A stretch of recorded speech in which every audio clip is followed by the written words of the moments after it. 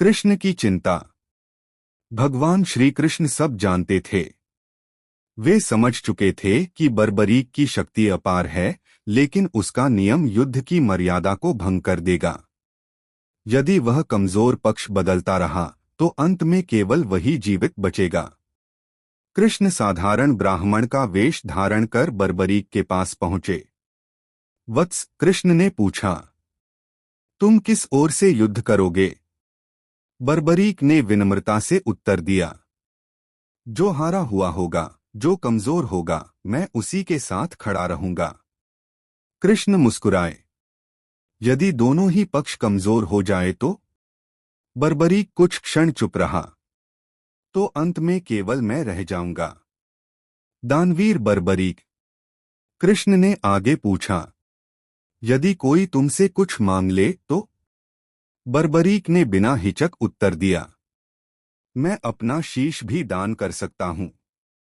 यह सुनकर कृष्ण गंभीर हो गए। उन्होंने अपने वास्तविक स्वरूप का दर्शन कराया और बोले, वत्स, धर्म की रक्षा के लिए मुझे तुम्हारा शीश चाहिए। क्षण भर भी बर्बरीक नहीं रुका। उसने अपना शीश काटकर श्री कृष्ण के चरणों में अर्पित कर दिया। पूरा ब्रह्मांड स्तब्ध रह गया। अमर शीश और वरदान।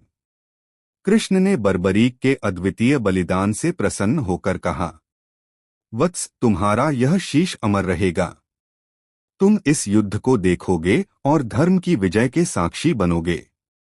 बर्बरीक की एक ही इच्छा थी, प्रभु, कलियुग में लोग मुझे पहचाने। कृष्ण ने कहा, कलियुग में तुम मेरे ही नाम से पूजे जाओगे, श्याम।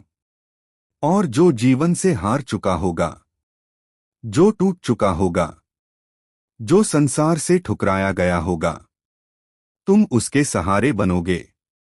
हारे के सहारे।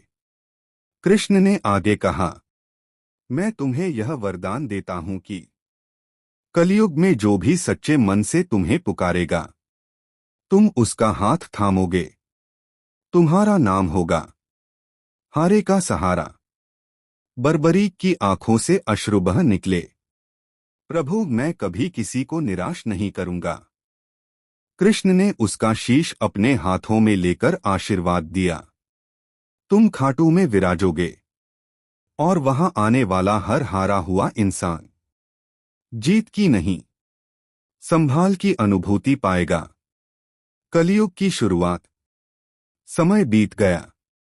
महाभारत समाप्त हुआ। कलियुग आया। लोगों ने देखा एक ऐसा देवता जो राजमहलों में नहीं बल्कि टूटे दिलों में वास करता है। कोई धन से हारा, कोई संबंधों से, कोई स्वास्थ्य से, तो कोई खुद से। जब सबने साथ छोड़ दिया, तब एक ही नाम शेष रह गया, खाटू श्याम जी।